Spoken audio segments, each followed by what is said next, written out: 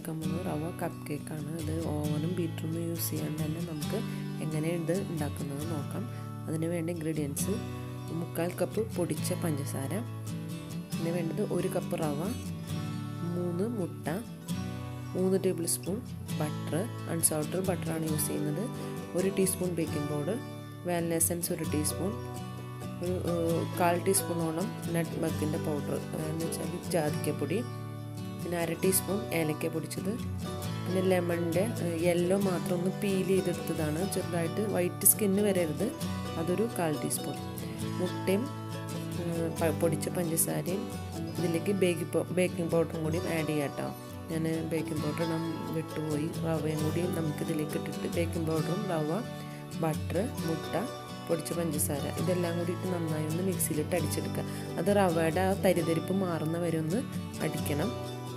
റവ നല്ല തരിയൊക്കെ പോയി ഒന്ന് സോഫ്റ്റായിട്ട് വരണം, അതുപോലെ ഒന്ന് മിക്സിയിലിട്ട് അടിച്ചെടുക്കണം.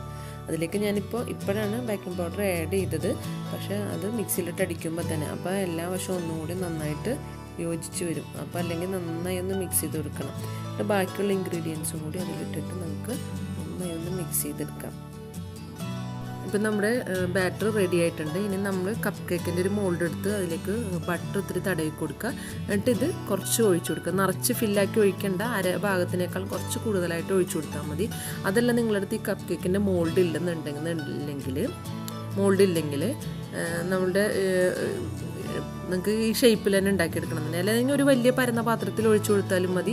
അതല്ല ഈ ഷേപ്പിൽ തന്നെ നിങ്ങൾക്ക് ഒരു കപ്പ് കേക്കിൻ്റെ ഷേപ്പിൽ തന്നെ ഉണ്ടാക്കിയെടുക്കണമെന്നുണ്ടെങ്കിൽ ഇതേപോലത്തെ ഒരു പേപ്പർ ഗ്ലാസ് എടുക്കുക. പേപ്പർ ഗ്ലാസ് എടുത്തിട്ട് അതിൻ്റെ ഒരു 1/4 ഭാഗത്തോളം ബാറ്റർ ഒഴിച്ചു കൊടുക്കുക. എന്നിട്ടൊരു വലിയ പാത്രത്തിലായിട്ട് ഇങ്ങനെ അത് ഗ്ലാസ്സുകൾ നിരത്തി വെച്ചിട്ട് നമ്മൾ മറ്റത് സ്റ്റീം ചെയ്യാൻ വെക്കുന്ന പോലെ തന്നെ നമുക്ക് സ്റ്റീം ചെയ്യാനായിട്ട് വെക്കാം.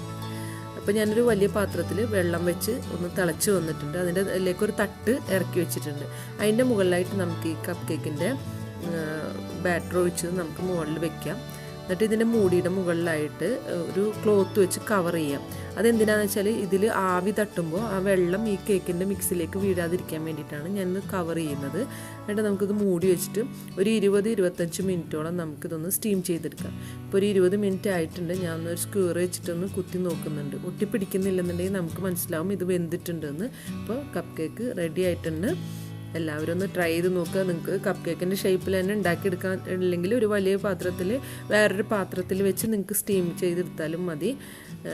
നല്ല സോഫ്റ്റാണ്, ടേസ്റ്റ് കൊണ്ട് കഴിക്കാൻ. എല്ലാവരും ഒന്ന് ട്രൈ ചെയ്ത് വെക്കുക. എളുപ്പത്തിൽ തന്നെ ഉണ്ടാക്കാൻ പറ്റുന്നതാണ്. എല്ലാവരും ഒന്ന് ട്രൈ ചെയ്യുക. Thank you.